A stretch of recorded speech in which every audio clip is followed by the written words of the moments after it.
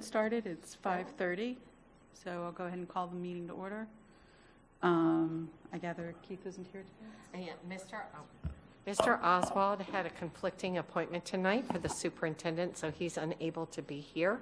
But he asked me to tell you that we are just winding down the ends of the third 9 weeks. The quarter ends this Friday. So for all of you who have middle and high school students, they're rushing around because they're having their end of quarter unit test and everything this week. Elementary schools are already into their third trimester. That ended last month. And we do elementary schools, you know, in trimesters. And so they've already started into their last bit of work. The school district offices are still open next week, though the good majority of people don't work during the spring break week. And we'll come back on the 11th, 7, 18, 7, 25th, I guess, ready to go and do that last week of school. In April, the very first week of April, we have FSA testing, and that goes from April into May, into AB, IB, ACE, all kinds of testing. Graduations are in May. So May is a very, very busy month. Usually with academic advisory, we have a meeting in April, and we sometimes have one in May. We don't, depending on the feelings of the group, because of graduations. A lot of time district folk can't attend because of the graduations. They conflict. We do not have meetings in June or July. We take the summer off. The board takes the summer off. They take a couple weeks in there, and then we start up again in August. So thank you on behalf of Mr. Oswald. He appreciates your attendance. We do have a new member here tonight. Two new members? Mm-hmm. Two new members representing Dr. Robinson. Would you introduce yourself and tell us a little about yourself? Hi, I'm Dr. Melanie Acosta. I'm an assistant professor at Florida Atlantic University in the College of Education, Curriculum, Culture, and Educational Inquiry. And I am a native of Florida, but northern Florida, so just moved down south a little ways. Welcome. Yep. Thank you. Welcome. And Hi. representing Mr. Barbieri? Yes, correct? I'm Kristen Stern. I am a third grade reading writing teacher at Sandpiper Shores Elementary. I teach at the school that I went to. I'm an Olympic Heights High School graduate. I'm an FAU graduate, so I'm Homegrown. homegrown and very passionate, and I love it. So Well, welcome. Thank you. Glad to have you all here. And unfortunately, we are one person short of a quorum for our minutes. No, I don't Did we think get so. somebody? 1, 2, 3, 4. Jackie. 5, 6, 7, 8, 9. Go for it. Okay, so we have 2 sets of minutes to approve. Yes, there was a correction you made in the last time's minutes, so that correction has been made for January, and then we have the February minutes.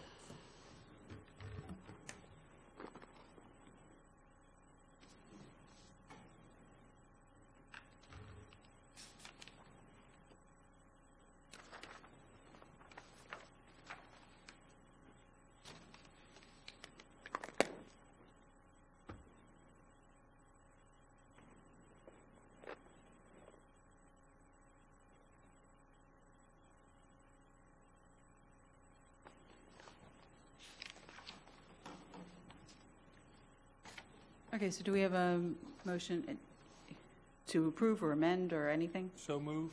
Okay, Carlos? Second. Thank you, Louise. Any discussion? All in favor? Aye. Thank you very much. Any opposed?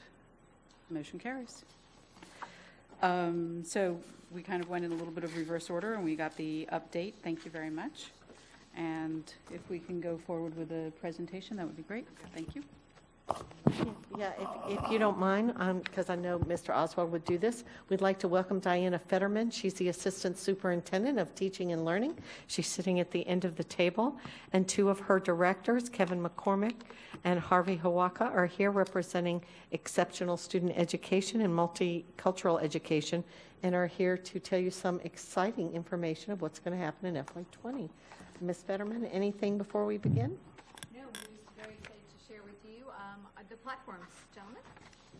Okay, there are some familiar faces here, so this, for some of you, is not the first time seeing this presentation. Please feel free to ask questions. It's a quick presentation. We're available, obviously, to discuss any questions or items that you feel is necessary. You have to speak into the microphone. Sure. Oh, and you know what? Let me remind our new members, you always have to speak into the microphone because these meetings are audio recorded. So that if anybody wants to go back who either couldn't attend or is attending tonight and wants to listen, they can. So make sure you speak into your microphone. So tonight, Harvey and I are here to discuss the ESE and the ELL educational management systems. Our programs, part is compliance, part is academic and programmatic. Our goal is to focus more on the programmatic and academic aspect of our work and less on the compliance. By doing that, we're proposing we look at an integrated system to be able to assist staff with managing that work. So our current state within that work is, especially from the ESE perspective, is that for ESE Gifted 504, we have e-forms or PDF documents where only one member or staff member can work in that document at one time to be able to plan and enter information.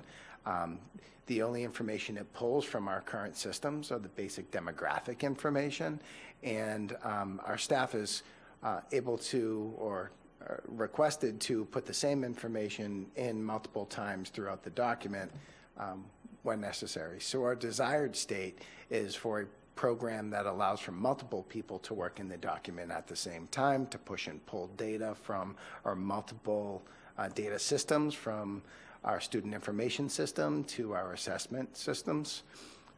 We're looking for something intuitive that will be able to provide graphs and allow us to pull data as needed for a variety of purposes. The ability to pull staff, to pull the data, would be to assist in our goal from a budget perspective to allocate staff to schools based on student need and not just head count by program. We also want to make sure that all the documents in the systems align with federal and state regulation and statute, and then the ability to have the documentation in multiple languages. So throughout the RFP process, Public Consulting Group's EdPlan was the only provider that exceeded all the expectations beyond the scope of what we asked within our RFP.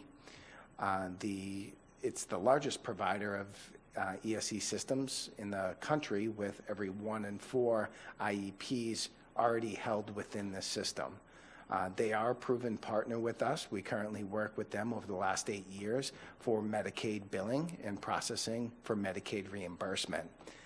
They have also worked with the IEP system in Broward County, a very large school district, and has been able to keep up with state and federal regulations and also manage the amount of students that they serve and also staff members that are using the system. They continuously reinvest in their technology, and as we move forward with this product, we'll be able to benefit from that technology as it continues to improve. And they also work in other districts with systems like Performance Matters and Focus, which is our current SIS system. Okay, this is really what the system provides. The EdPlan system includes the IEP, the Gifted plan, the private school service plan, 504 plans. It also, within those plans, provides Google Translation, scanning, faxing documents. It provides all types of reporting. So there is preset reporting that we can pull, but also ad hoc reporting. So if there's any specific fields in the IEP that a principal wants to pull or a school-based ESE coordinator wants to pull, they'll be able to do that pretty much at will. We already, yes. I see student threat assessment included on there. How is that?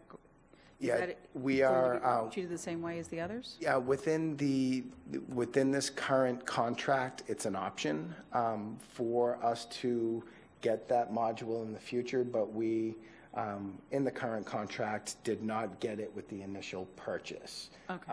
Our school district is just rolling out threat assessment processes, and decided that we want to get that threat assessment process in place within schools before we look at purchasing something to manage that information. So down the bottom, it talks about the wraparound services, project management. We'll be working with our PMO department. They'll also provide consulting and end user support, as well as training and videos upon request. Whoop. Okay. Broke it. Yeah, I did. Okay. What is Easy IEP and Ed Plan? It provides a structure for developing performance and benchmark measurable annual goals. So really what we're looking to do here is be able to pull our current student academic data and performance within their standards-based assessments straight into the system to allow teachers to get real-time data and assessment data to develop their present levels of performance, and then provide guidance within like sentence starters to be able to write and force our teachers to write measurable annual goals based on those present levels of performance. Wait, sorry to ask you to repeat okay. that. So using current assessment information, like which assessments are you referring to? The FSAs, FSQs, the standards-based assessments that are available for teachers throughout their scope and sequence of how they teach the standards. So those assessments get loaded up into Performance Matters, and this system will be able to push and pull information. So we'll be able to pull information from Performance Matters to be able to show how the child did on a standards-based assessment or the FSA or FSAA to be able to inform. Currently a teacher is having to pull that information from multiple places, from multiple platforms. So the idea is to really streamline that for teachers, so they're not having to pull it from multiple platforms. So what about for the possible deficits that are not included in the standard-based assessments but are still an important part of the child's educational experience? Well, there are several different domains within their present levels of performance. So if it's communication, we don't have standards-based communication goals, so that would come directly from the therapist. If it's social, emotional, behavioral, that would come directly from the teacher based on the data that teacher has for whatever present level, you know, whatever the child's strengths or weaknesses may be within the present levels of performance. So the main purpose of this would be to enhance what we're currently doing by pulling academic data. That doesn't take away from all the other domains that we'll still be addressing within the IEP process. And are there still those sentence starters and examples to be used for For the the goals? specifically the goal writing, yes. Okay. That has been an ongoing challenge for us with training to be able to get measurable annual goals that are specific enough to be able to track over time and determine mastery. And over time, our goal is to have our IEP teams for the academic goals to start writing goals that align with the standards the children will be learning at that particular grade level. Now, I want to clarify that by saying we don't want the standard to be the goal, because that's every child's goal. But their goals written should be in alignment with the standards that are being taught in that particular classroom. So if we have support pushing into the classroom, the instruction will be aligned with what the general education teacher is teaching. Will this Easy IEP system, will it produce documentation for parents that show that, you know, it's providing some good information for teachers related to data, but I think it's important for parents to have that same access to that data? Will there be documentation for parents? Yes, great question. That's it's related to the next bullet, that second bullet that you see right there. One thing we did 2 years ago is we took away at the bottom of the goal page some progress, no progress, not attempted, and we made it quantifiable, and we had every teacher, ESE teacher, provide measurable progress. So if it's 8 out of 10 attempts, we say that the child's at 6 out of 10 right now, rather than saying almost mastered or some progress. So they're already in the mindset of making it quantifiable within this system. We we purchased progress monitoring, or that was part of the package that we got and what we asked for within the IEP, within the RFP. That progress monitoring will allow for teachers to document service and document their progress monitoring. So while they document that progress monitoring, they'll be able to pull the pre-formatted charts to be able to print out at a marking period, whether it's a progress report or a report card, to be able to attach to that and send it home, to be able to inform the student as well as the parent the progress on those goals. Do you imagine that to be something that parents will have to request, so they'll have to have that knowledge to be able to request that? Or is that going to be something that we're asking our ESC teachers to standardize and give to parents as part of this rollout? Combination of us requiring it every marking period. So for elementary, it's 3 times a year. For middle and high school, it's 4 times a year already. But anytime upon request, of course, we'll be able to provide that as well. Okay. Is there a way that access to that would also be connected to the SIS system? So as parents are able to log in to see what their child's grades are, that they could click on something to actually be able to see this? That would be helpful. Honestly, not in the initial rollout. Yeah. But you'll see within this, we have a lot of development hours that they put into it. So if it's something that is possible as we go through the integration, it can be considered. Because I could, as a parent, you know, we've been trained by the schools to access the information through that system. Yeah. And so it's more readily at fingertips. And so for some parents, I'm sure the paper is important to get at the end of the marking period, and I wouldn't want to see that to go away. But I think also enabling better access, plus then perhaps there's a way you can track it in the middle of the marking period. And so you're not just dealing with something when there's less to do to fix it.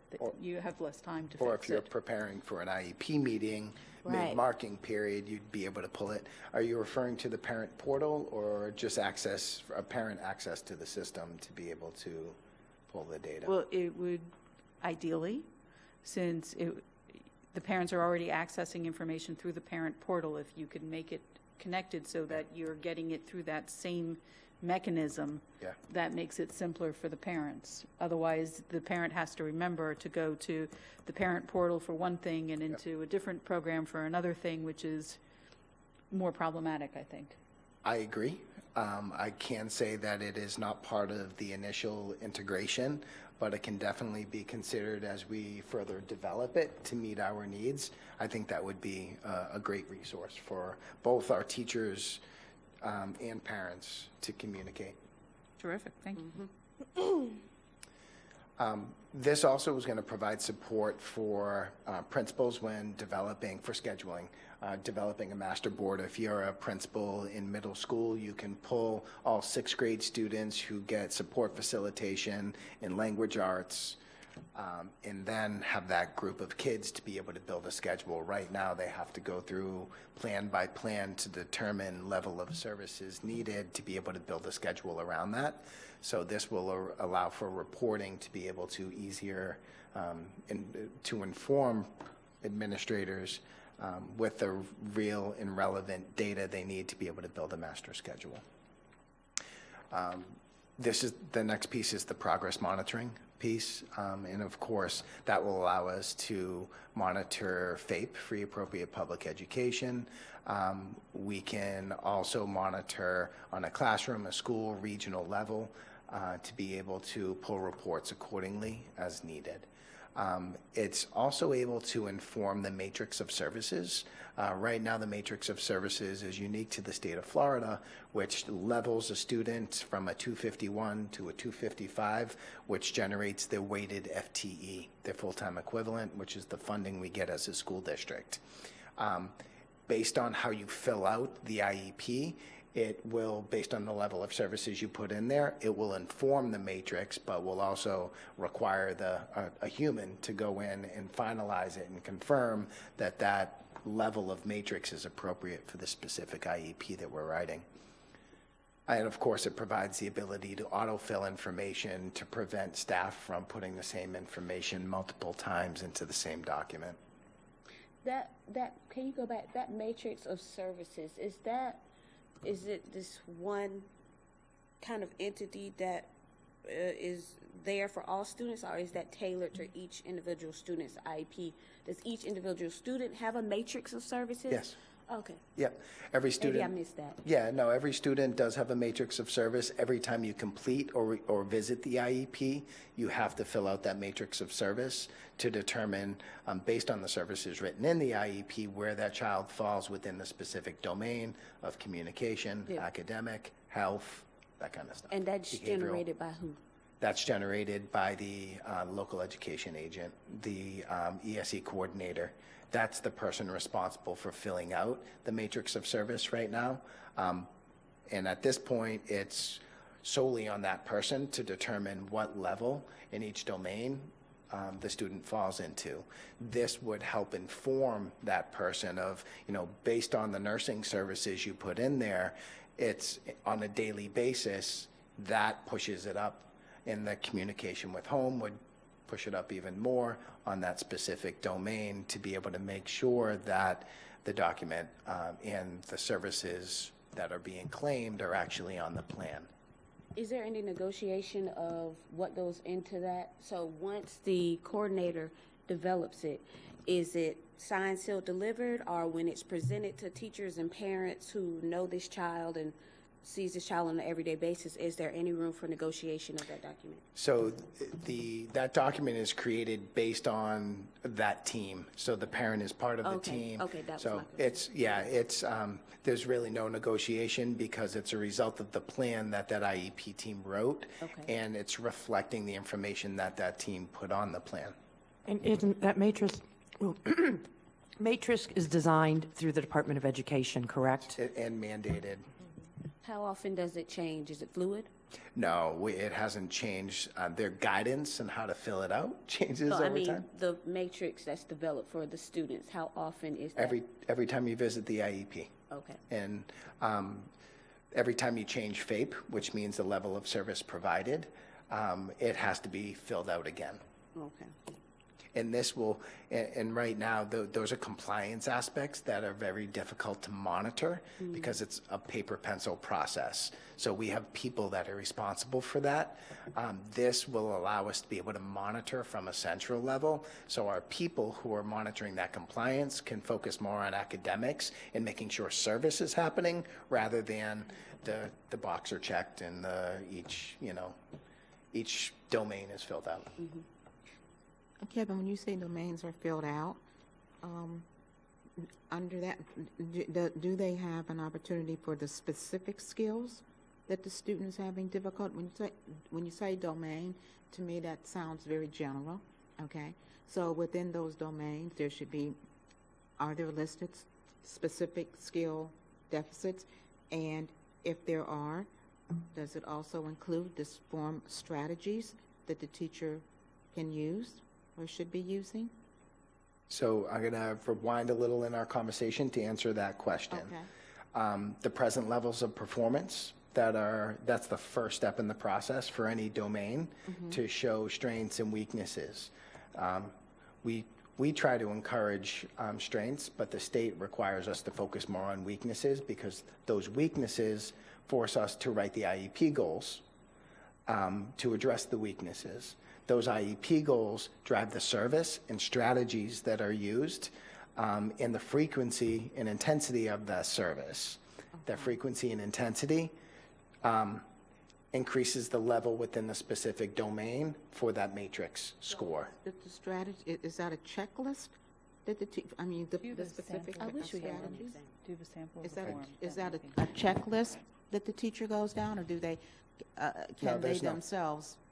Yeah, there's no particular checklist. Okay. And that was one thing that School Board Member Brill was very specific that she did not want anything predetermined. Right. She didn't want goals. She didn't want a goal bank. She didn't want to take away from any power of the IEP team. That was the reason for my question. Yeah, we did not, we had the option for all of that, but we do not want to take away from the integrity of the process to Okay. make sure that it is still unique to that specific child that we're addressing at that IEP meeting.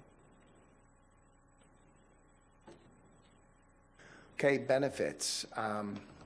It's going to include development hours, which we discussed. Google Translation Services. Those translation services are going to be provided in each document that the parent receives for the static text as well as the dynamic text. The text that we type into the document is going to be translated as well as the static text. So the benefits of that, and we'll have 8 different languages initially, with the opportunity for 3 additional languages if our population grows with any specific language within our community. We'll have the ability to add 3 more languages in the next 5 years.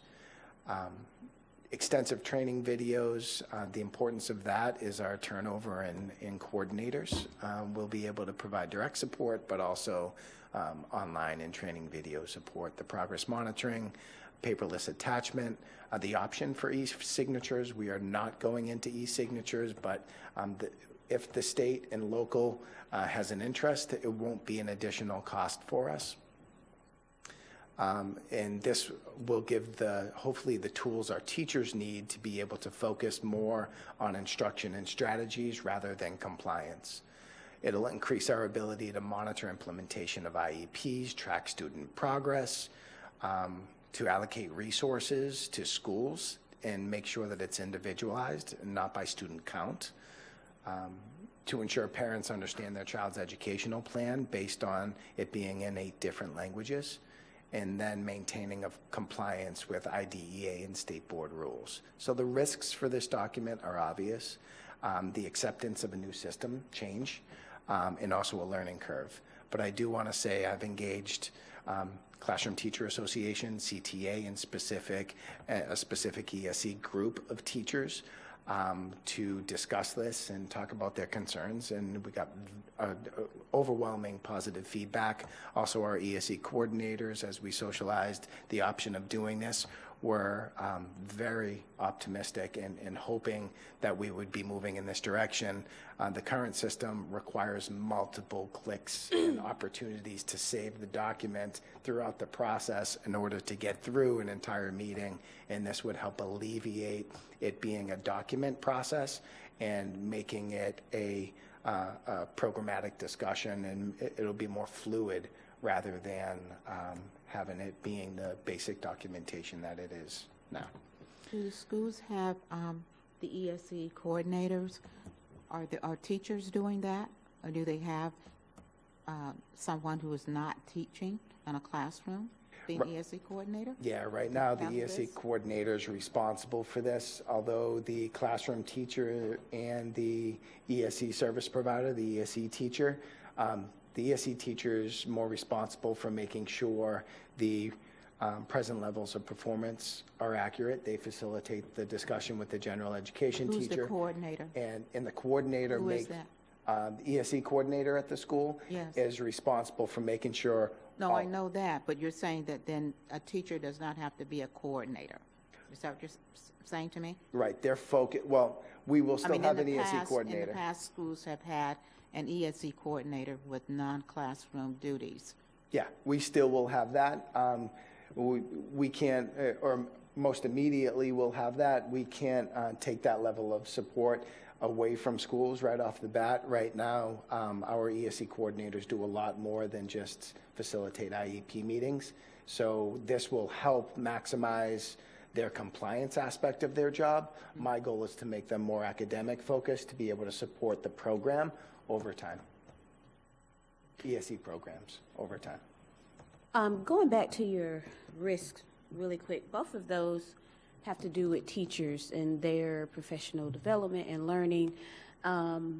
So I'm wondering if you could share some initiatives or ideas that you've thought about to smooth that transition so teachers can readily gravitate. We provide some professional development and support for this. The first thing we've done is initiate the change management process as far as we talk about it with them. We're getting them ready for it mentally, and they're anticipating it. Many are asking to be part of a pilot.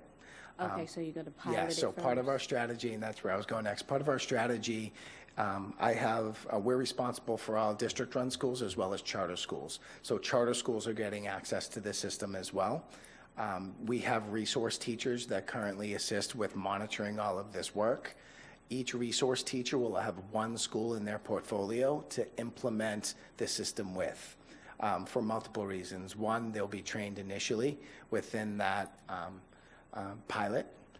They'll also be able to, we have a very transient population, so if a school goes from one school that is initiating the pilot and then goes to another school that doesn't have access or is got the training for the system yet, the resource teacher will be able to assist in making sure we don't have to take the information that's in Easy IEP and put it back on our old documents. They'll be able to assist in making sure that it's fluid across our district.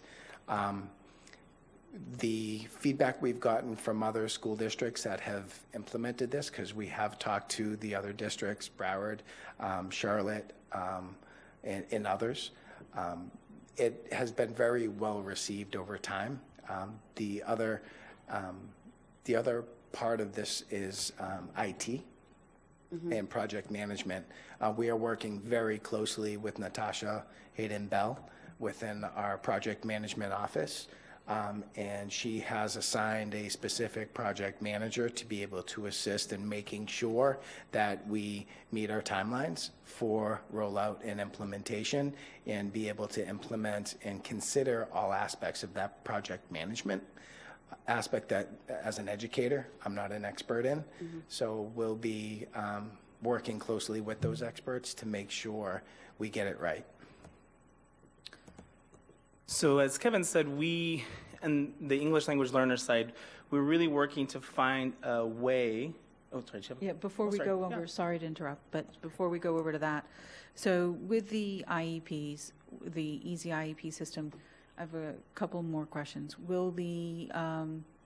Is there a way that the system can give a readily noticeable warning light that there's an IEP meeting that should be due, or that the notice wasn't sent out, it needs to be sent out, or any of those kinds of compliance issues that are easy to get lost in a shuffle? Yes, there'll be, that's all part of the reporting function out of this. So we'll be able to push out reports to schools. Let's say here we are towards the end of March, planning for April. We can push out a report for all IEPs due in the next month for every school. And so they can plan ahead, start sending out their parent participation notifications. But we can also run reports on an as-needed basis to see who's out of compliance and who hasn't met and has an updated plan in this system. Is that Right now, it's information tough going to to do that. be accessible through the principal's dashboard so the principal can monitor this? It possibly could be if that was a need for the principals. But that's something that we currently manage on our end, and this is one of the topics where it's multiple points of information put in by one person. So if the IEP is overdue and the person doesn't write it as overdue in the system, then we don't know. This will allow us to automatically pull a report to say who's got outdated IEPs, or the opposite, who's compliant with IEPs, and we can do it by school, we can do it by region, or by the entire district, which will really help during FTE reporting periods or coming as we're approaching FTE reporting periods. Is it possible, obviously not this year, but the beginning of next year, to see a sample on the screen? I'd like to see how the program directs the teacher. Yes. And what input, personal input, the teacher gives, because as you're talking about this, I keep on thinking about a doctor's office, that they're now computerized, but the computer program is really telling them what to look for, is really directing them, and it's lacking the individualization of their thoughts. Is it possible that we could possibly schedule the beginning of the program? Sure. We anticipate this being ready to go in August for the initial pilot, so we'll be back on your request. Can you take me through that communication chain again, and so maybe some type of visual too, because I'm interested in knowing about monitoring. So you brought up if one is overdue, who does your office see that, and then do you communicate with that ESE coordinator or with the principal? How does that communication feedback loop such that it helps us reduce the lost in the shuffle? Currently, it's the monitoring is done out of my office, and that's the only way we can monitor. Okay. It can happen at a school-based level, but there's no way to monitor that monitoring. But I mean, even if it starts in your office, so then what? You find out that schools X, Y, and Z are out of compliance, then what? So we have multiple points. We have regional support and we have school-based support. So we work through both to make sure that everybody's on the same page, understanding what needs to be done. So the regional support is a manager who reports to the regional superintendent and supports all ESE programs in that region. Okay, and then, so the regional support would be responsible for communicating with the School. Yep. With the ESE coordinator. I'm just trying to get this nailed down to a science. Yes. So, 'cause The I think coordinator- all of that is important. Yes, and if the coordinator doesn't achieve the goal or that directive, then we go to the principal, and the principal ultimately is responsible for making sure that's done. So you're trying to work through your coordinators and your teachers before you notify and involve the principal? Correct. Okay. Why? Because we want an opportunity for people to get their jobs done before going to the principal. Well, I guess if you Supervisor. see that going to the principal as a punitive measure, but I would think that principals would like to know this information just so they might be able to offer support to their staff. So if it's framed as a punitive measure, then it could be problematic, but Well, when you mention it that way, there are principals, when we prepare for our FTE reporting periods, there are principals that want those emails, but there are other principals that Yeah. don't want them. So the ones that do want them, get them. okay. So Yeah. Okay. And all they need to do is request, because we send it out, and often we send out a lot of emails for compliance during those times to make sure they get updated reports and reminders. And we want to be respectful of, the principal's inbox. Yeah. And make sure that we inform their coordinators who are responsible for getting the work done. Oh, okay. But essentially, if they're not getting it done, that's when we go to the principal and say, we've tried to work with your coordinator, this date, at this date, and Okay. here's what we need you to assist us in getting done. Gotcha. But Well, Kevin, that that was point- related to the question that I asked earlier, and that is, and maybe I wasn't clear in understanding you or whatever, that's the very reason why I asked, who is the identified coordinator? And is it someone who also has classroom duties that have to be responsible for this in the school building? So it's the ESE contact, the ESE coordinator, we call them. Depending on the size of the school, most schools get a full-time ESE coordinator. That was my question. Some schools get a .5 All right. coordinator, and right now that's determined by the number of ESE programs at that school. Programs including ESE teachers, speech and language pathologists, and gifted programs. So, and Melanie's point also was connected to why I brought up it would be helpful to have this information, I would think, on a principal's dashboard, because then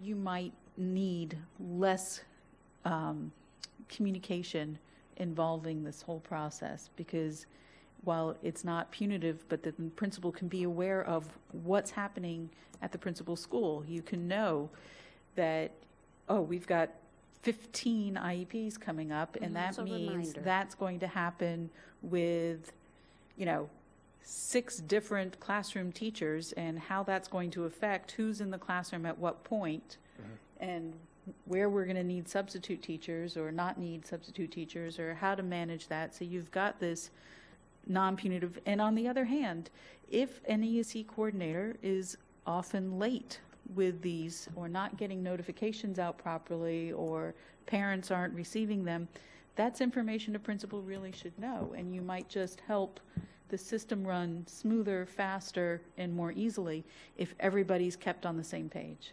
So we can definitely take the note about moving the information to the dashboard for the notifications that are coming up. So we'll take that note down to bring it back to Mr. Howard, since he helps us manage what exactly goes on the dashboard, to see if that can be moved over. As far as the communication system, when we notice a pattern, with a particular contact who is struggling or has ongoing struggles with making deadlines, that is definitely a contact we make with the principal, that this is a pattern. So that is something that we have a one-off. We try to work it out through the coordinator first, because something might have happened. And then if we don't, we reach out to the principal. But when it's an ongoing pattern, we definitely make sure we work through that principal to have that. Our principals know contact. if they have a strong Absolutely. coordinator or not. We definitely don't hide that from the principal. Right.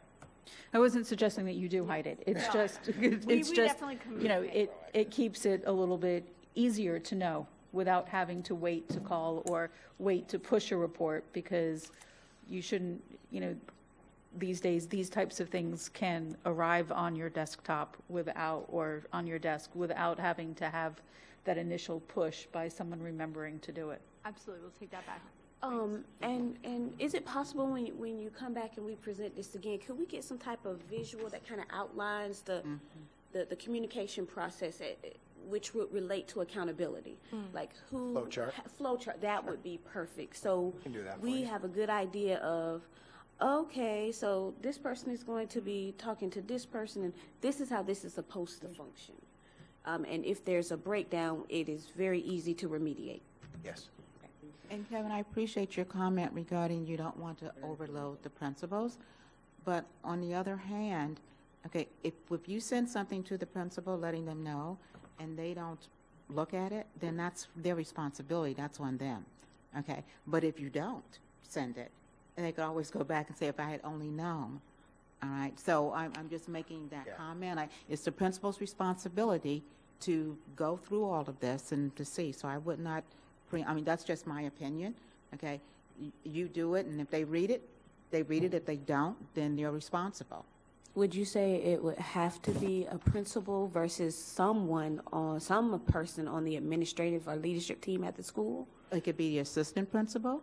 Is that what you're talking about? Someone in the school just building? an administrative leader. Sure. It could be an AP, it could be a counselor or whatever, but I just think that ultimately, however, the principal Nika, should have that information. welcome. I actually just was going to add, I guess because I'm on the other side of this and I had a child transition from one program into a gifted program, so I've kind of experienced the paper process.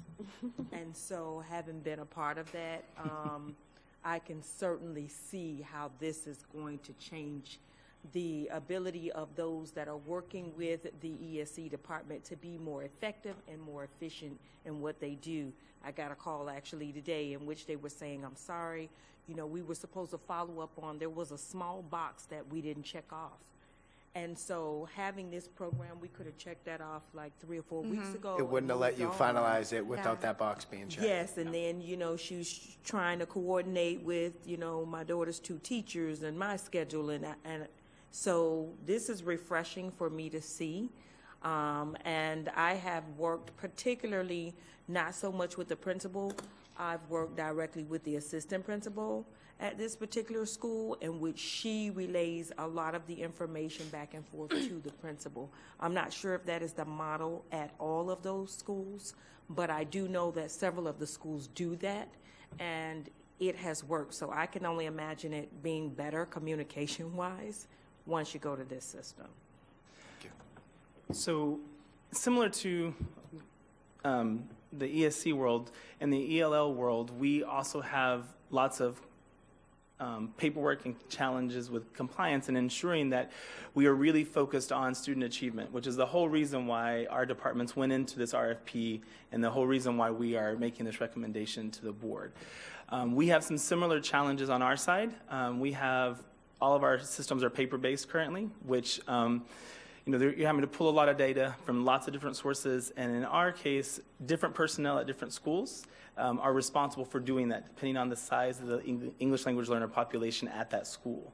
And so that can be really challenging. One of the other things in our world, of course, we oversee all the active language learners, the LYs, but we also monitor all the students who have exited from the program for 2 years. And so that is really the area that we have a lot of challenges in that many times those students are not necessarily in the ESOL classrooms. And so it's to try to get the teachers at the table and really do the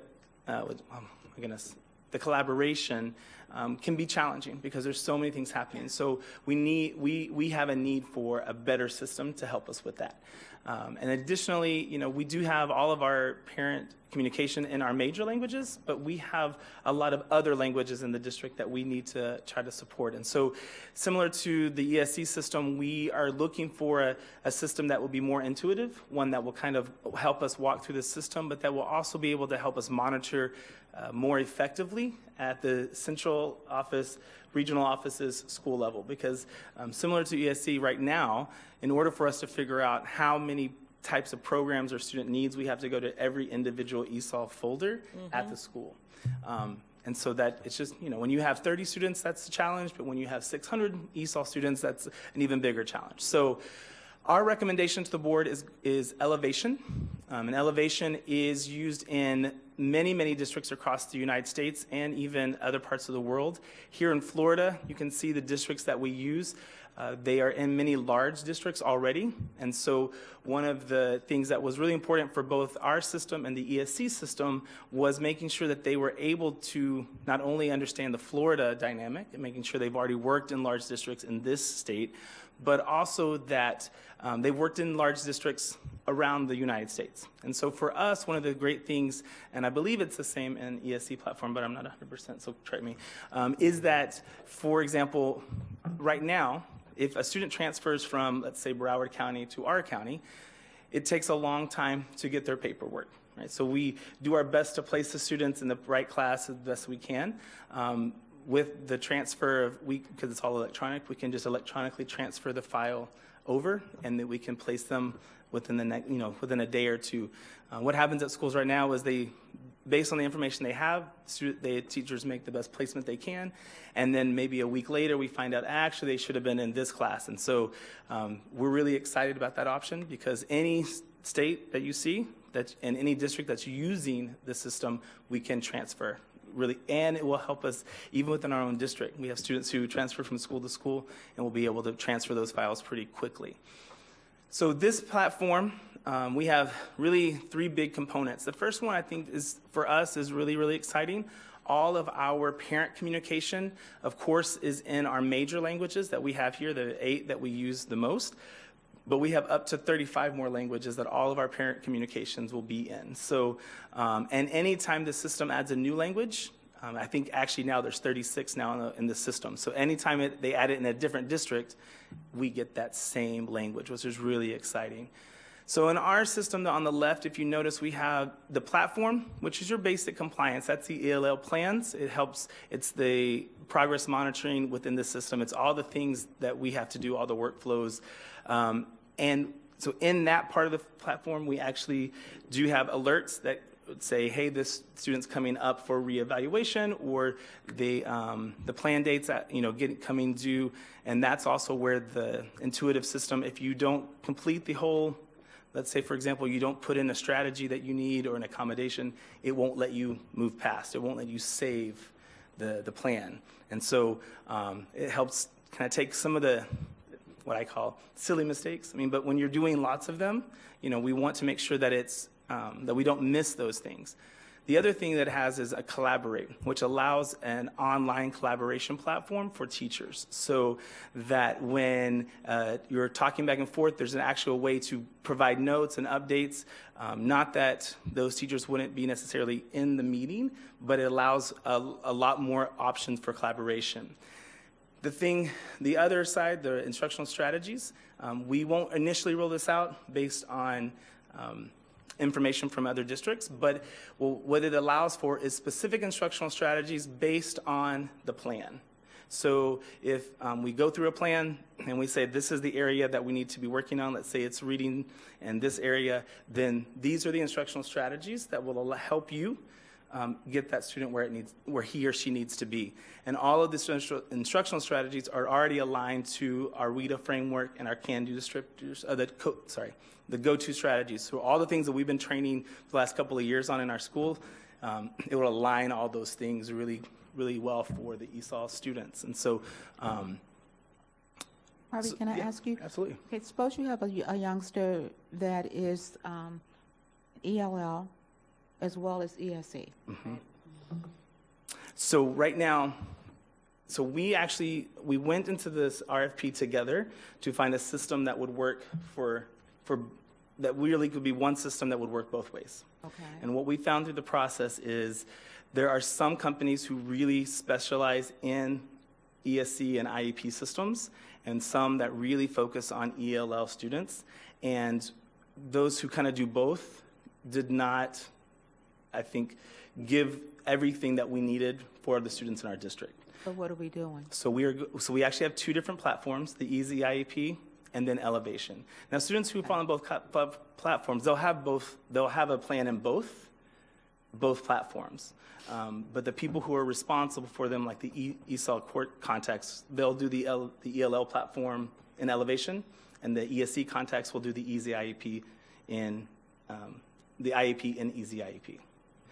So we recognize that that part of the change management is something we're going to be working through. Initially, in the pilot, there'll be different schools. So schools won't start off, like, for example, if we have 16 schools, it won't be the same 16 that the ESC platform is using. So that we can work out and work together to build through the entire, because currently what happens is we have two different systems, but they're all paper-based. And so, I mean, we currently have two different systems, and they're all paper-based. And from a teacher perspective, it takes a long time to get through that process.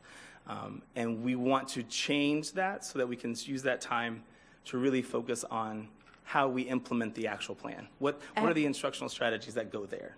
Have you thought about, and I appreciate the thought process between piloting these in separate schools to try to manage one at a time, but have you thought about having it piloted in a couple of schools where you are actually rolling out both programs so that you can work out what works and doesn't work and how to manage the students who are in both, because that might, I'm sure there are going to be some processes that need to be worked out, and if you're doing them separately, you won't see that as well as easily. We have thought about it, and that's part of our, once it's approved, then we will go through that project management process to see exactly where do we roll it out, what's the right, and if there's a place that we can overlap, what's that right place? You know, what's the right school to do that in that can provide us the right information? So it's not that it's off the table, it's just not currently in the plan. And then going back to the previous slide where you talked about the strategies, and you'd mentioned based on information from other districts, you're not using this right now? Right, because based on the feedback we've gotten from other districts, they have started on the left. Get those platforms like within the first year and a half, and then move into the strategies. All the strategies that are there, we currently do, and so I know it sounds like we should just do them all at one time, because they tie together, but all the big districts have said, really start in one and then move into the others so that you can do it effectively. Okay. Carlos? Yeah, I just have a question and a caveat. Years ago, I read an article that talked about a teacher-proof curriculum. And this district had an experience about 10 years ago where it tried to standardize all lessons. There were even fidelity teams going out from the central office to monitor what teachers were doing on a daily basis. And standardization does not equal excellence. My concern is this, that if I'm a teacher and I have a plan for an ELL student, and I push a button and now I get a list of instructional strategies, and I follow that, and the child doesn't do well, well, guess what? I did what the district told me. What is the buy-in from the teacher? Secondly, one of the most essential elements of professional practices is being able to develop your own teaching strategies. So I have a strong caveat there, and if somebody wants to use this as a resource, that we go to that process, and they want to see what the system would do with this kid, fine. You know, be the same way you can pick up a workbook on ELL teaching strategies. But I would caution the district to create a situation where it is either the default position or the easiest thing to do. So similar to the ESC platform that really, we don't want to say, use this one strategy. You're absolutely correct. We want the option for teachers to really look at what the plan is and create the right strategies, instructional interventions, and things of that nature. This just gives a little bit more support in doing that. It still gives the option for other things to be added in and or to use better judgments around this is a better intervention or this is a better, you know, so the options for that is still there. So that's absolutely taken, but we'll definitely make sure we have If that. you look at earlier examples of pre-programmed instruction, i.e. teachers' editions of books, with instructional strategies coded to the lesson by color or whatever.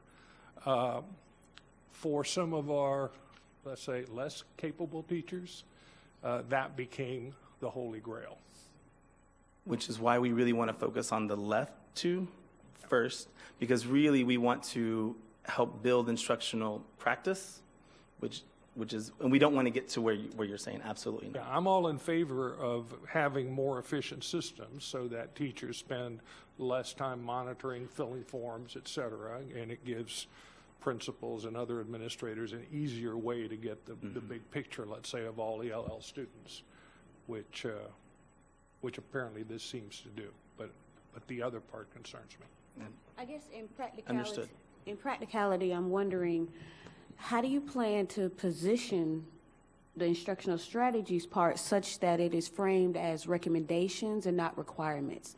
Because I think here we can make those comments, but if it's going to be the ESC coordinator or the leadership team, how are you prepared to frame this for them such that it is not taken where they are pushing it on the ELL teachers as a requirement, but it's still positioned as a recommendation and available resource for teachers?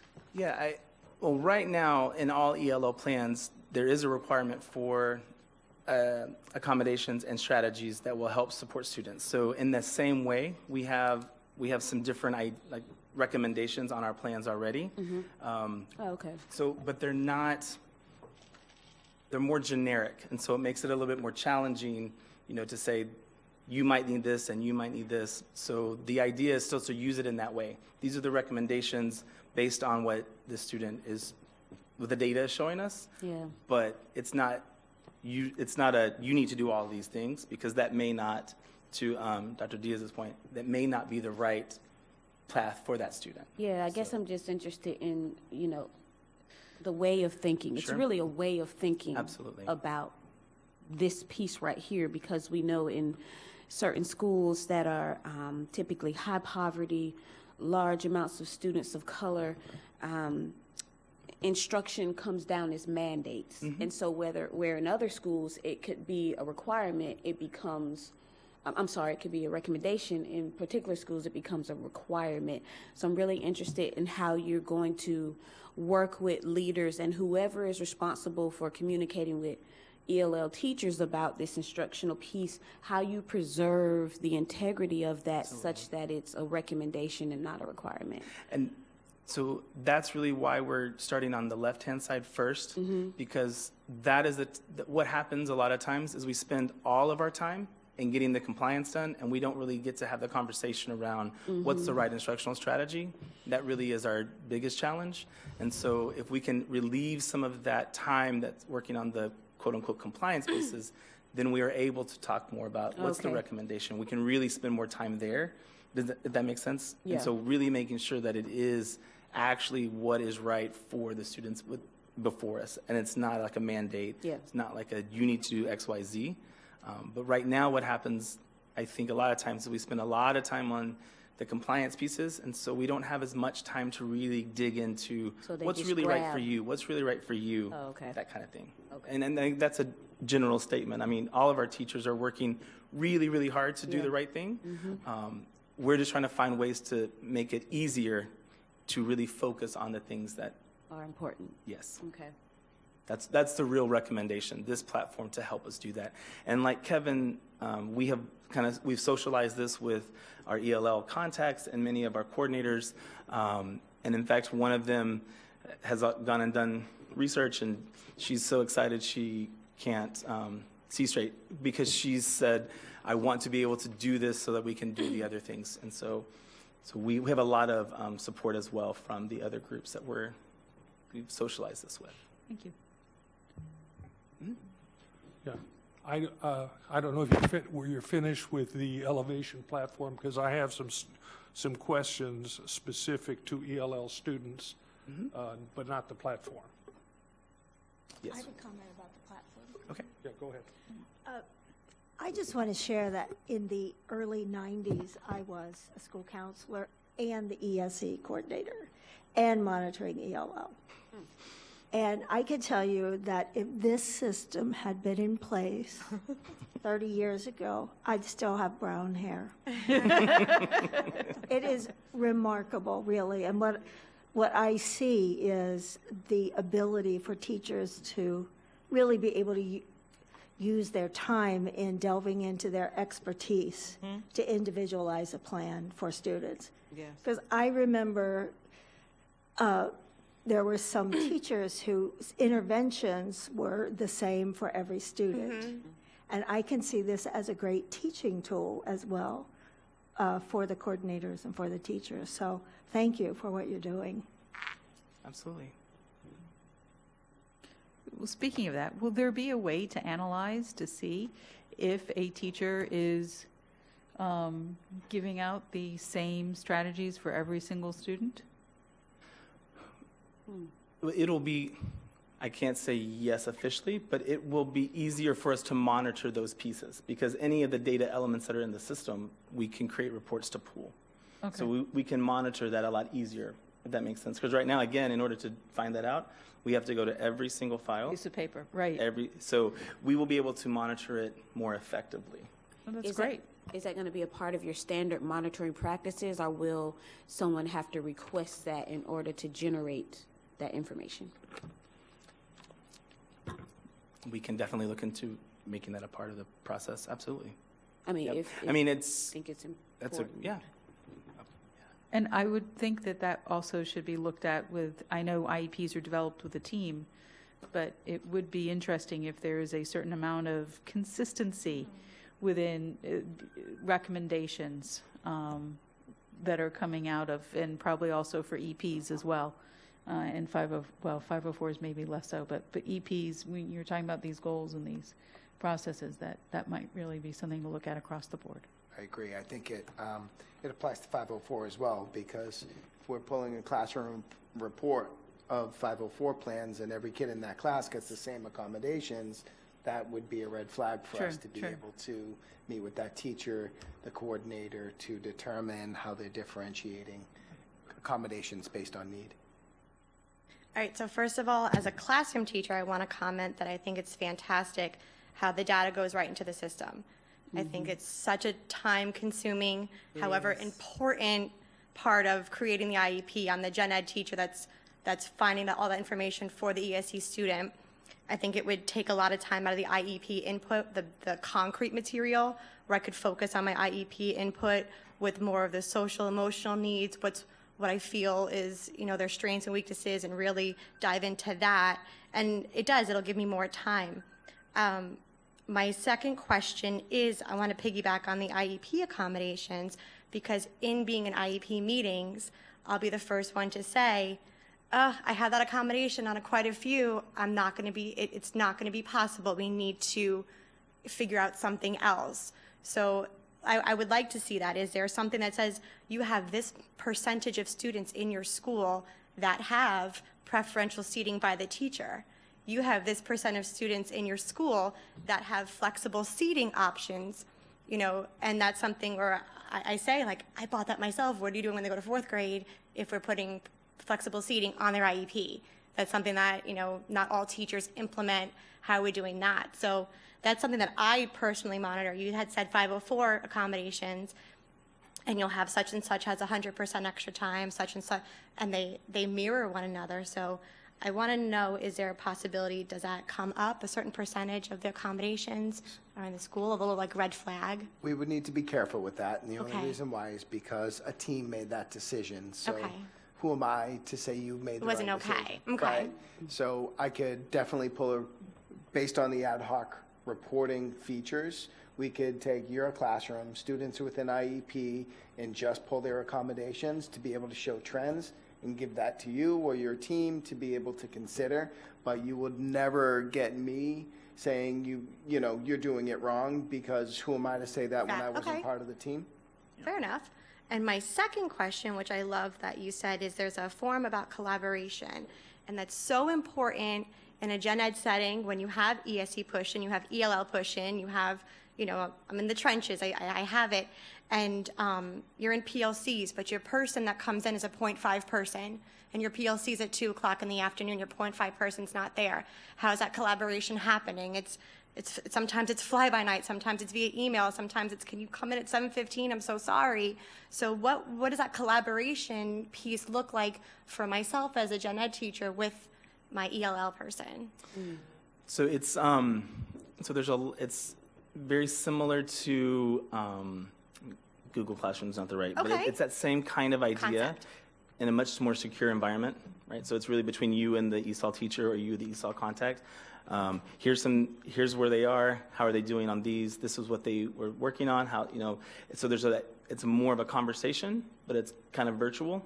And then you can have the actual meeting, or when when you're getting ready for the re-eval meeting or the monitoring, you're having to say, this is how they're doing. It happens a lot more in secondary because it's a little different in secondary, but in the elementary, there's a lot of that online collaboration so that when you come to the meeting, you're actually talking about where we really are. Or if you're needing the ESOL teacher to, work on XYZ, you can communicate that through the platform. And I want to show you an example of how you would get a buy-in from a teacher on that standpoint is if you have a concern with an ELL or ESE teacher coming in and not individualizing the plan enough. You feel like they are more or less taking your plan and working on the standard, and they're not supposed to be, they're supposed to be working on that scaffold to get to the standard, and you feel like that's not happening, and that's, that sometimes happens. That's a little bit of a tiff that sometimes goes on in the real, the reality. I think that also holds that person accountable if you have that collaboration if it's a Google Drive standpoint or whatnot, that you say, we discussed this, and I said this was my standard, and you were going to work on this to scaffold them to that, because that's also what's going on in the classroom too. So I think that's helpful on our standpoint as well. Yeah. Okay, I got had- 3 hands. Sandy? Well, Yeah, what happens to the privacy issue? All this information is spread out through the world. How do you control that? So we've gone through all of our current security systems, all of our IT here in the district, and that's all internal and that's all secure here. and within the platform. And so all of the things that we would do for any other system have already been cleared and checked off to ensure that student privacy is still remain at the highest level. So it is a cloud-based system. It will not be housed here in the building on a server. No, but I'm just saying, is it spread throughout the district? Could any teacher in sorry. any school? It's role-based? I mean, as fundamental as that. Oh, no, it's all role-based, so only the... She'll only be able to see her students that she's teaching, but the ESE or ESOL coordinator will only be able to see the students that are at their school, and that our regional people will only be able to see the people in that region. And then, of course, the district people, myself and Harvey, will be able to see district-wide. So it's specifically, permissions are given specifically by role for who they can see. Right now, if a person has access, they can, to see the PDF forms, which we hold within our system. If you can see one, you can see all. That's how it currently works. This new system will not allow that. Okay, Charmaine? The question that I had was, I lost track because you kind of threw me off on something you just said, but come back to me. Okay, Carlos, I go wrote down the down line. something completely I have 3 points I want to make. First of all, regarding ELL students, is the progress or lack of progress that students in a school make in a year, I'm talking about ELL students, part of the school's letter grade? So it's not currently part of the school letter grade, but it is now a part of the school report card with the federal index of points. So it is not currently a part of school grade in terms of like an actual, are you increasing in this, but it is a part total. Well, I do want to answer though too. Of course, proficiency of students in 3 through 10, proficiency on both ELA or mathematics or civics, biology, any of the tested grades. Proficiency, of course, counts as part of school grade for all students, as does learning gains counts for grades 4 through 10. Learning gains would count for all students, so which means how far they were able to, a particular student was able to progress in a given year, even if that student did not meet proficiency. So that would be calculated for any given student and is part of school grade. Let's pretend that I'm the parent of an ELL student, and I'm looking at a high school with 2,800 kids, and that high school is rated A. How do I know that it is A-rated when it comes to the services that my student is going to need? Where do I have the transparency as a parent to be able to ferret out of the data how that school will deal with my child? Because it's entirely possible that the school could be A overall, but when it comes to certain subgroups, you're actually a D. How does a parent know that? So we have several things. One, at all of our schools with the PLCs, the Parent Leadership Councils, with the ELL parents, they are to be reporting their data by ELL subgroups, student groups, twice a year, particularly in the fall, because that's when we have our data from the end of the year.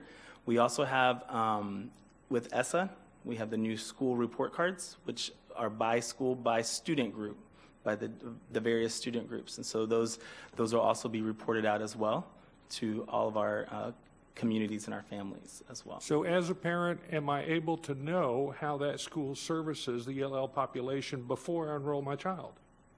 When you say services, I mean, like what services are provided? Well, how do the students in the ELL population do? If they don't count into the school letter grade, I mean, if the average parent doesn't get into this level of dissection. Okay? What he's saying is true. Under the new ESSA laws, it'll start in August of this year. Remember under NCLB, we had a thing called AYP, Adequate Yearly Progress, and they looked at all the data disaggregated in the schools.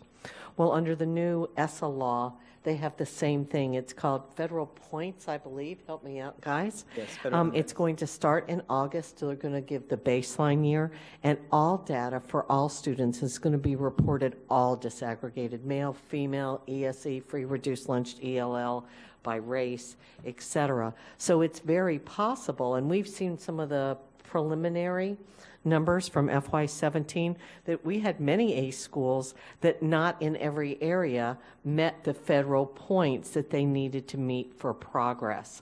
So this is something new that's coming out in August. It's replacing NCLB, as ESSA did. And as we find out more about it, we've only received one memo so far, we'll certainly bring it to this group. Great, thank you. If the child is ELL, what are the odds that the parent is going to be a Carlos Diaz? So when we look at these populations, there's a huge difference between the parental background and sophistication, knowledge of schools, knowledge of the language of power that ELL parents have versus special ed parents. Therefore, it seems to me that we have an extra duty to make what may be obvious to us around this table tangible to the ELL parent, because they don't have the background and sophistication for the most part. Right. I would caution us in classifying all ELL parents in that way. No, I understand that. I understand that there are, high-income parents that just came in here from Argentina and you're a PhD. But part of our... if you look at the aggregate of the ELL parent population, we can't talk about parents as if all parents groups, have similar political capital, have similar social capital, and have similar sophistication. And a group that is in particular need are ELL parents. And most ELL parents don't speak like I do. So I have a concern about the current level of transparency of the services for ELL parents, because I'd be willing to bet you that they may not even know how to ask the question. So things that we currently do, every school is required to communicate with parents about what we do at each school in terms of what services are provided. And we provide as many language translation options as we can that are feasible at every school, both in the fall and in the spring. And we ask all of our principals to ensure that that subgroup data, the student group data, is a part of their school reporting as well, even though it's now federally a part of it. We've asked that for a long time to make sure that parents understand even what that really means. And so we also have a parent leadership council for the district, an advisory group that we work with to make sure that we are really reaching the different student, parent subgroups as well. And I have just a factual question. At what level of English mastery compared to their native peers are ELL students exited from ESOL classes? So currently, a student needs to be able to, they have the score at the level 5 in the Access, which is near proficient, and they have to also be proficient in the FSA in grades 3 through 12 in order to exit from the program. So how is that level compared to their native English-speaking peers? It is near orally proficient, and generally, again, every student's different, so it's really, and it depends on what grade you're talking about particularly, because K1 and 2, when they exit at a level 5 on the Access, which is near native oral language proficiency, which is if you're proficient in the FSA reading, like 3 through 12, then you are near grade level or near proficiency for that grade. Okay, just to bring us back to the topic on hand, because I think there are some more questions regarding the software packages, for lack of a better phrase. Charmaine? The question that I had was for the ELL. I know there was a discussion about the recommendations that would be inputted in the system. The teachers will the teachers still have the capability to tailor the ELL or ESC just the same way, Absolutely. Okay. Yes, absolutely. And then 2 piggybacks. One on the teacher at the end. I'm so sorry, I missed your name. One of the points that she brought up was accessing the system. And or something in regards to accessing the system. The question that I had is, I know I read something about you would have multiple access at one time. Did I read it incorrectly, or?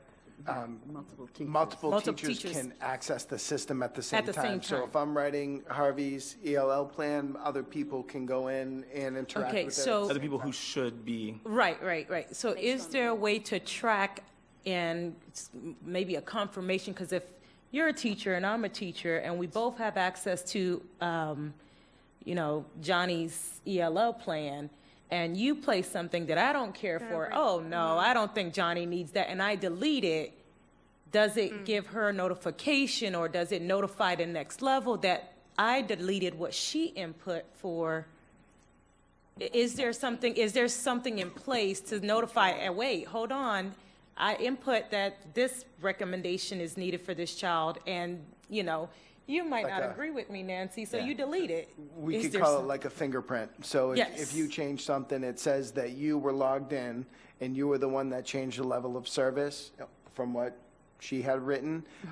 There won't be an automatic alert going to There will her. not? But if there was a question of who did this, we'd be able to track that back to you through the Right. provider. So is there a way to place that alert to kind of prevent, because if there's something that is critical that Nancy thinks that Johnny needs, and I delete that, and it doesn't, Still need to come in as a Right, but team. remember, yeah, as a team. the team still has to get together for both of them, Mm-hmm. even though, so this system will help streamline all those processes, but even if we get to the team meeting and you notice that it's not there, we still have the ability to go and put that in there And before put we it- finalize either plan. Got it. Okay, so the team have to meet before it's finalized? Absolutely. Every time. Okay. Going, And then- Systems. Then one. go ahead. One last thing, I just wanted to comment on Carlos' comment. I just want to just state, I agree what you said, Mr. McCormick, about cautioning how we label or how we specifically state what parents are capable of doing, because there's a lot of parents, and you said it, you kind of hit it on the nail. There's a lot of parents, whether they're from Nicaragua, Haiti, or they may not seem like they know the language that we are talking, but in their language, they understand that language. They understand what we're saying, exactly how we're saying it right here at this table. Those ELL parents understand. If someone just communicated to them, because oftentimes the school administrators, they don't get into the discussion and the breakdown about ELL and ESC because they say, oh, we don't need to go that far or that deep because they don't understand. They do understand. So don't underestimate these parents because they understand. Just talk to them in their language and kind of layman's terms, and they'll understand, just like we're sitting around this table and we can understand, they understand the language. Thank you. And then bringing this back to the agenda, which mentioned also EPs and for education plans for the gifted program and 504 plans. So are those going to be included within the Easy IEP system, or how is that going to interact? Perfect slide for that.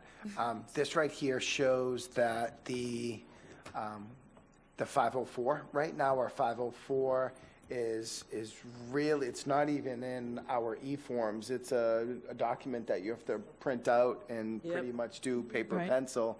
So that, and it's only a one pager, really, or, front and Sometimes. back, so 2 pages.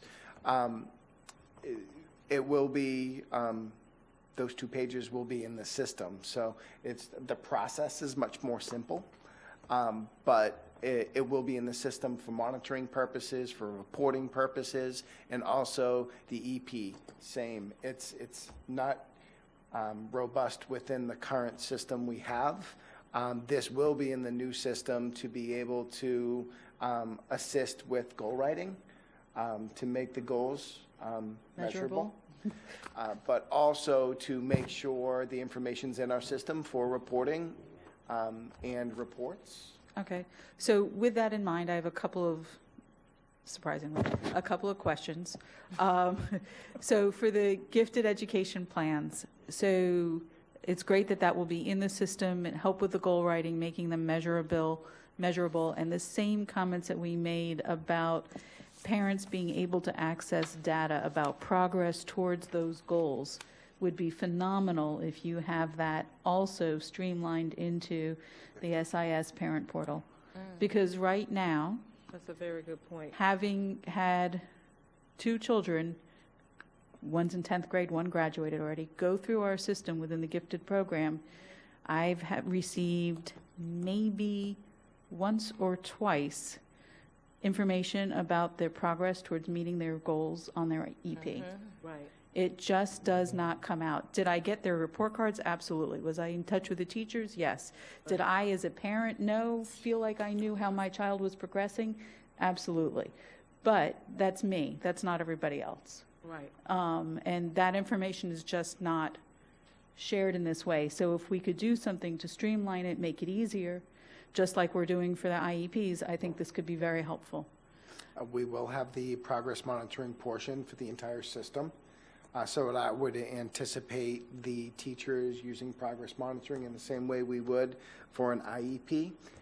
What I can confirm for you, and I know I already said it, but I just want to repeat it, there is no current plan to have it in the parent portal yet. Understood. Or even know if that's possible between PCG and SIS, which is within focus. But something I'm definitely interested in exploring once we get the project up and in place and working. I just don't want to add things at the beginning to be able to slow down the integration. Sure. Because our goal was to have this ready a month or 2 ago to be able to have plenty of time to integrate it within our systems, start the training so we'd be ready to go in August. We're still in good shape, but it looks like we'll be doing a whole lot of training during preschool for these pilot schools to make sure everybody has the tools and the background knowledge they need to be able to implement. And I have a feeling you're probably going to need training within the gifted program for how to report that progress monitoring. Because I think that's not been done as I said, as consistently as it could be. And to acknowledge that you do have probably somewhere between 5 and 10 high school students who are still with active gifted plans in the county, I'm guessing. For years I've heard it's 5. So I don't know exactly how many. It varies by school and based on the programs they offer And the gifted parents. certified, right, and the gifted certified teachers available at that school to be able to provide the level of service Right. needed. So, and my next question is about the 504 plans, which also ties into IEPs. What about students who have medical plans or students with life-threatening health conditions? There's a school board policy that students with life-threatening health conditions, that the staff should have a meeting prior to the beginning of the school year regarding that. Is that something that can be tracked within this? We both, if a child, well, let's start this way. If a child has a medical care plan and an IEP, they don't require a 504 because the IEP Right. encompasses the needs during that day. So, yes, we could have indicators. Right now, we monitor that very closely. I do need you to know that is not something we take lightly. We have multiple layers of staff, and we're already in the planning process for our summer program to make sure those students who continue their education through extended school year get that required support. This will likely enhance that level of monitoring, but I can assure you we have that level of monitoring in place right now to make sure students with medical needs get that care. I appreciate the statement, but I unfortunately have had the experience of multiple families, or at least 2 of them, who did not receive that unless it was pushed for. Yeah.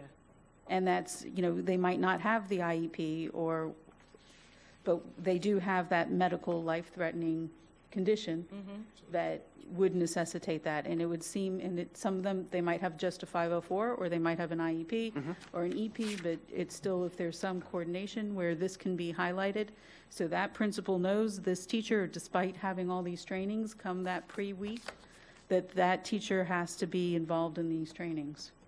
Okay. And so There could be multiple factors involved in that, but we don't need to we get don't need to into do it here, but idiosyncrasies just of need how to, we plan and right, coordinate but that based just on might be doctors' helpful. recommendations. Right. Laura, I'm glad that you brought that forward because there certainly is a disconnect. I've just kind of evolved and having the experience on the other side. I have all these other sides, but unfortunately, I just firmly believe that all students should have access to the resources and the care that they need. And unfortunately, the way the system currently is set up, unless you have an advocate or a champion for that, to Laurel's point, many parents that have children that have special needs or children that have critical care or need critical care, they don't even know that there's a department called hospital homebound that even exists in the county. And so to have this connected to what you have presented here, I think is absolutely critical. Again, strengthening the communication pattern between the systems and throughout the different departments. That is critical. Right. Thank you. This was very, I think, informative and helpful and interesting, so appreciate you taking the time. Thank you. And just as an FYI, these recommendations go to the board on Wednesday. Thank you. Motion to adjourn? Thank you. Have a good night. Thank you. Wow.